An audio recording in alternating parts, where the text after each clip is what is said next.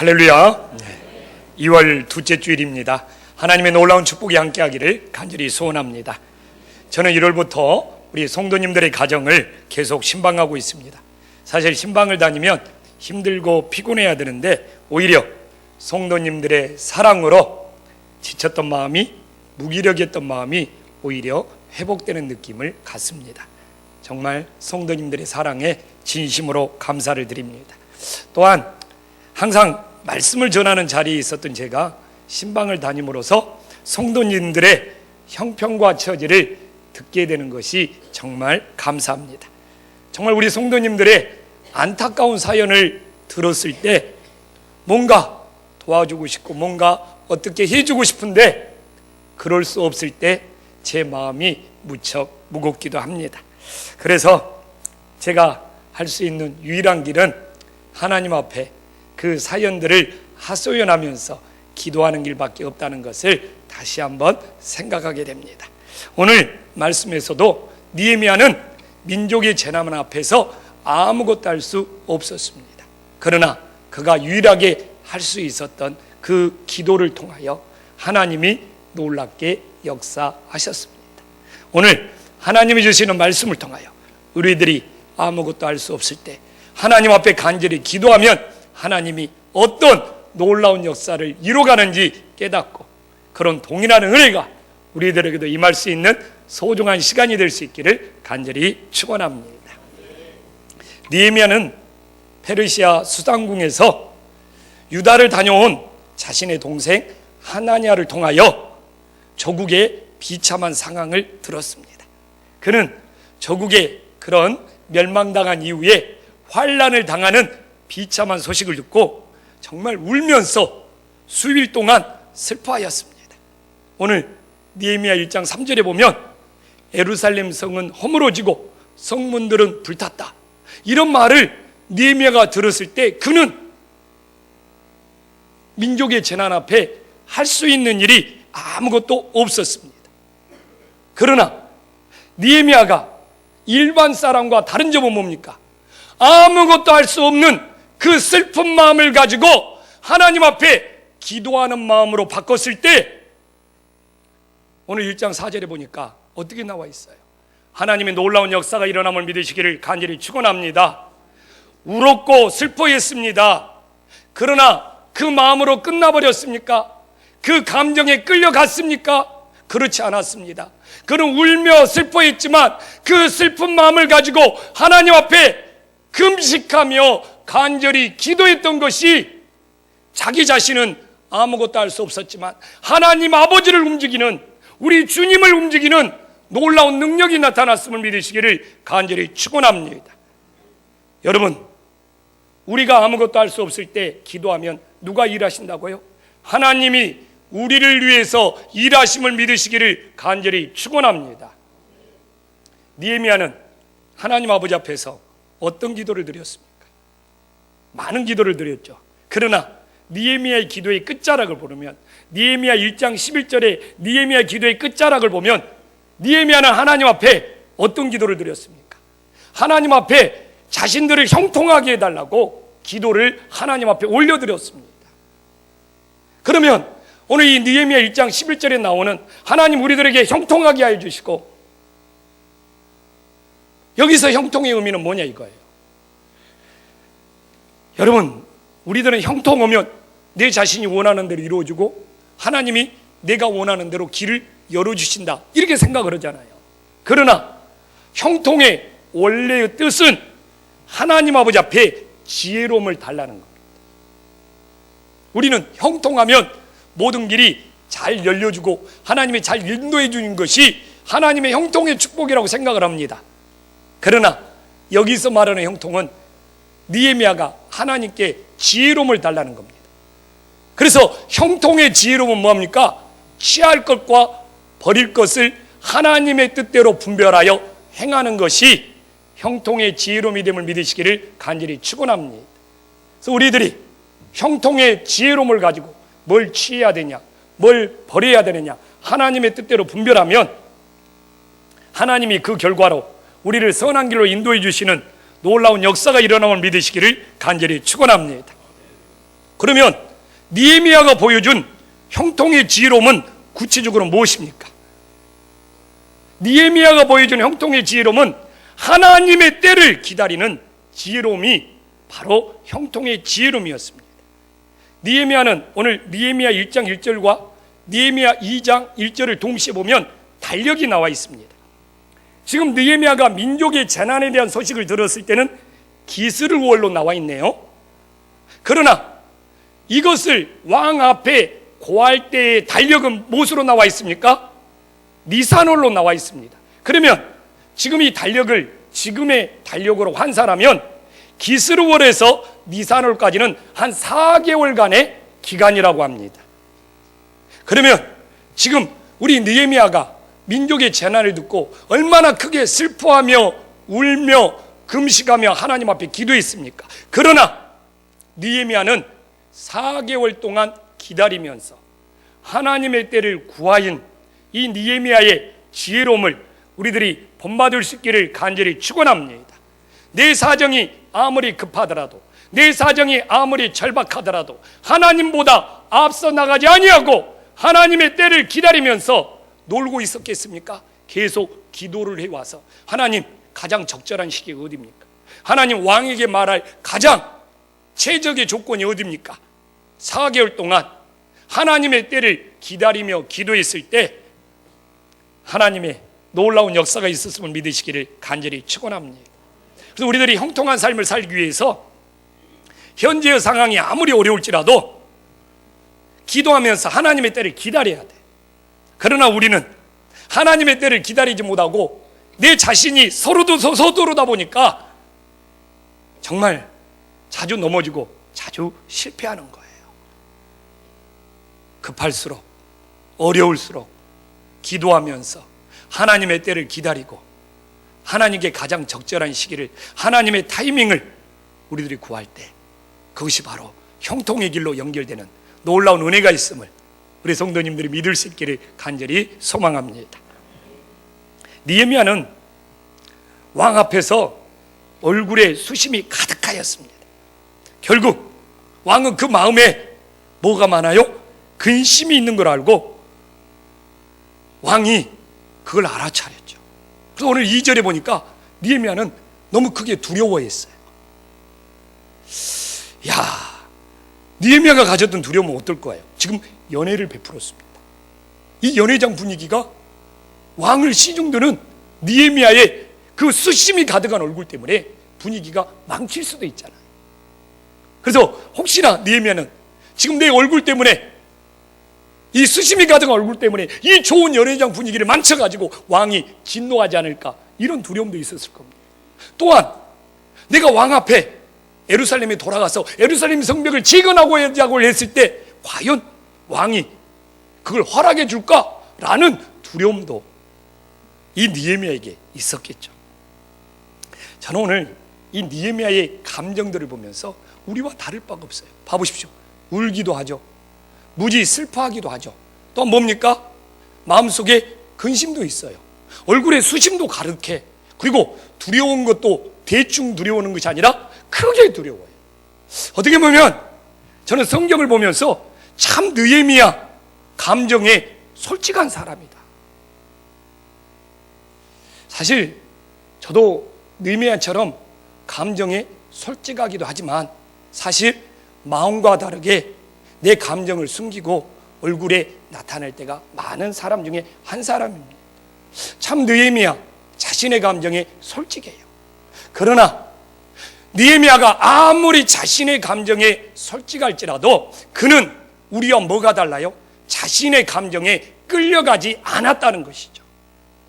그 자신의 감정이 느헤미야의 삶을 지배하지 않았다는 것이죠. 느헤미야는 항상 자신의 감정이 밖으로 드러나는 사람이었습니다. 얼굴에 수심이 가득하고 마음에 근심이 많고 크게 두려울 만큼 자신의 감정에 솔직한 사람이었습니다. 그러나 그 자신의 감정이 느헤미야를 지배하는 것이 아니라 느헤미야를 지배하고 느헤미야를 다스렸던 것은 바로 기도의 능력이었음을 우리 성도님들이 믿을 수 있기를 간절히 축원합니다. 그래서 우리가 인생을 살면서 자신의 감정을 속이고 살 필요는 없는 거예요. 슬픈 건 슬픈 거예요.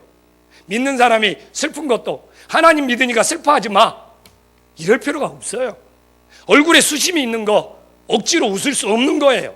왜? 마음에 근심이 있기 때문에. 두려운 걸 두렵지 않다고 하면 외식이 되는 거예요. 느헤미야처럼 우리 감정에 솔직합시다. 그러나 그 감정에 끌려가지 말고, 그 감정에 지배당하지 말고 어떻게 하자고요? 하나님 앞에 기도함으로 하나님의 인도하심을 구할 수 있는 지혜로운 하나님의 자녀들이 될 수 있기를 간절히 축원합니다. 그래서 어떻게 보면 현대 교인들이 거짓 감정으로 살아가고 있어요.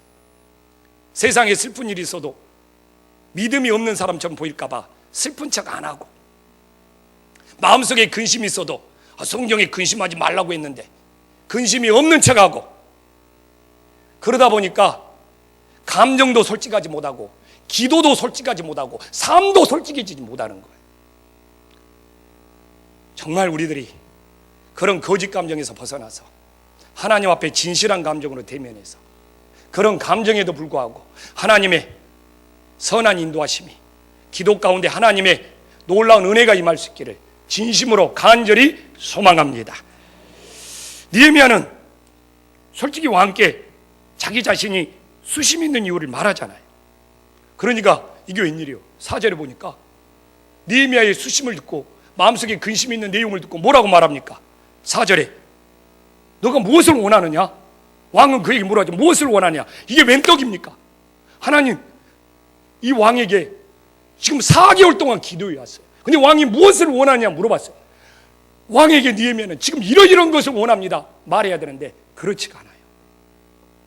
먼저 그는 무엇을 합니까? 하늘의 하나님께 묵도하고 있어요.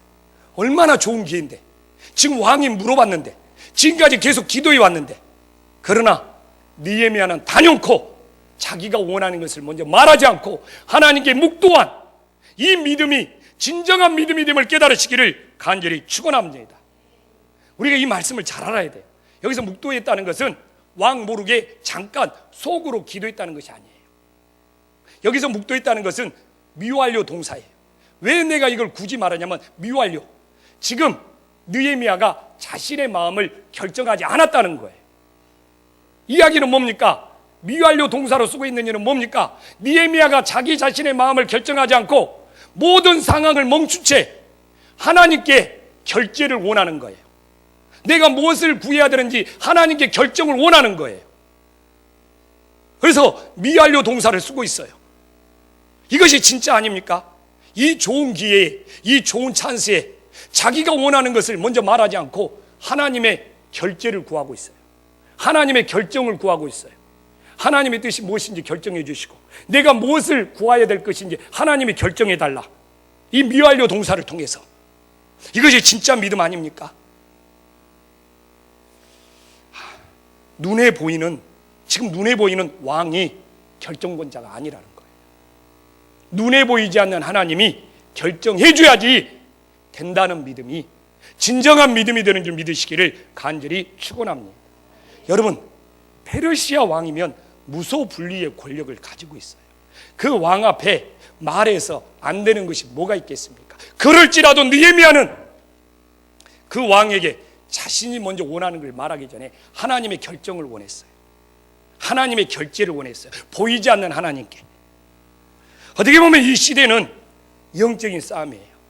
눈에 보이는 세상의 만몬을, 눈에 보이는 세상의 권력을, 눈에 보이는 세상의 물질을 섬길 것인지, 아니면 눈에 보이지 않는 하나님을 섬길 것인지, 우리는 매일매일 영적 싸움을 하면서 살아가고 있습니다. 느헤미야는 결코 눈에 보이는 왕이나 눈에 보이는 권력에 무릎 꿇지 않냐고, 눈에 보이지 않는 하나님께 먼저 결제를 원했던 이 믿음이 이 시대의 진정한 믿음이 되는 줄 깨달으시기를 간절히 축원합니다. 여러분, 느헤미야가 이걸로 끝나고 있습니까? 8절 한번 봐보십시오. 결국 왕이 허락을 했어요. 근데 왕이 허락했다는 것 앞에 느헤미야는 무엇을 먼저 고백을 하고 있습니까? 내 하나님의 선한 손이 나를 도우심으로 왕이 허락했다는 거예요. 이야기는 뭡니까? 하나님이 왕의 마음을 바꿔줬다는 거예요. 허락할 수 있도록. 지금 왕이 그냥 자기가 허락하고 싶어서 허락하는 것이 아니라 보이지 않는 하나님께서 왕의 마음을 움직여가지고 왕이 모든 조건을 들어줄 수 있도록 하나님이 마음을 주장하셔서 허락하셨다는 겁니다. 그래서 그냥 왕이 허락했다고 말해도 되는데, 느헤미야는 왕의 허락 이전에 하나님의 선한 손이 나를 도우셨다는, 그렇기 때문에 하나님이 왕의 마음을 바꿔서 왕이 허락을 했다는, 하나님이 먼저 허락해 주시고 하나님이 사람들의 마음을 바꿔줘야지만이 모든 길이 열린다는 이 하나님의 결정권을 인정하는 느헤미야의 기도가, 느헤미야의 묵도가 우리의 묵도가 될 수 있기를 간절히 축원합니다. 그래서 우리가 이 시대를 살아가려면, 형통한 삶을 살려면 눈에 보이는 것들이 우리의 인생을 결정하는 것이 아니라 눈에 보이지 않는 하나님이 결정해주고 결제해줘야지만이 모든 길이 열리고 가능하다는 것을 믿고 실천할 수 있는 능력과 은혜가 나타나기를 간절히 소망합니다. 여러분, 느헤미야의 묵도에 하나님의 능력이 나타난 이유는 무엇입니까? 오늘 우리가 느헤미야 1장 4절과 2장 4절을 동시에 봐봅시다. 여러분, 이 하나님, 하늘의 하나님 앞에 금식하고 기도하였어요. 자, 봐보십시오. 묵도도 곧 하늘의 하나님께 묵도했어요. 여러분, 4개월 동안 기도해 왔다고 그랬잖아요. 4개월 동안 기도한 것이 이 삶의 현장 속에서 묵도했기 때문에 놀라운 능력이 나타남을 믿으시기를 간절히 축원합니다. 뭘 이야기합니까? 골방의 기도가 삶의 기도로 연결이 돼야 되는 거예요. 그동안 4개월 동안 쌓이고 쌓인 기도가 있었기 때문에 생활 속에서 묵도했을지라도 하나님의 놀라운 영적인 파워가 있었음을 믿으시기를 간절히 축원합니다. 우리는 생활 속에서 기도하면 되지, 무슨 시간을 내서 기도해, 이것도 문제가 있는 거예요. 또한 나는 교회에서 열심히 기도하는데 어떻게 살다가 사람들 눈치가 있는데 무슨 순간순간 묵도하고 기도해, 이것도 문제가 있는 거예요. 삶의 기도는 골방의 기도로 연결돼야 되고, 골방의 기도는 삶의 기도로 연결돼야 해요. 지금 느헤미야가 대표적입니다. 4개월 동안 금식하며 기도했던 골방의 기도가 삶의 현장에서 생활의 기도로 연결되니까 놀라운 영적인 파워가 있는 거예요. 말씀 정말 다시 한번 봐봅시다. 기도하는 하나님의 이름을 똑같이 부르고 있어.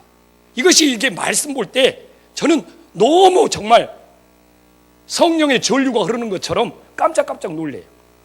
금식하며 기도할 때도 하늘의 하나님 앞에라고 그러죠. 묵도할 때도 뭡니까? 하늘의 하나님께라고 그럽니다. 원어를 보면 하나님에 대한 호칭이 똑같아요. 그러니까 뭡니까? 골방에서 기도할 때 만났던 하나님이나 묵도할 때 찾고 만난 하나님이 어떤 하나님? 똑같은 하나님이에요. 교회에서 기도할 때나 교회를 떠나 생활 현장에서 기도할 때나 그가 찾는 하나님이 동일한 하나님, 이것이 진짜 아닙니까? 교회 밖에서와 교회 안에서 만나는 하나님이 동일한 하나님이 될 수 있다면 여기에 바로 능력이 있고, 여기에 바로 하나님의 개입이 있고, 여기에 바로 하나님의 놀라운 형통이 있음을 믿으시기를 간절히 축원합니다. 여러분, 또한 저는 오늘 느헤미야의 기도를 보면서 정말 성경을 계속 읽어왔지만 왜 예전에는 미처 이것을 깨달지 못하면서 놀라운 사실들이 너무 많았습니다.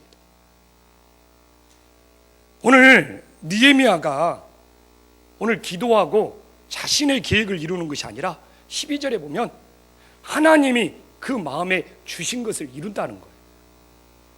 오늘 우리가 이 느헤미야 2장 12절 말씀을 다 함께 한 목소리 읽어보겠습니다. 시작. 내 하나님께서 예루살렘을 위해 무엇을 할 것인지 내 마음에 주신 것을 내가 아무에게도 말하지 아니하고 밤에 일어나 몇몇 사람과 함께 나갈새 내가 탄 짐승 외에는 다른 짐승이 없다. 이 말씀 봐보십시오.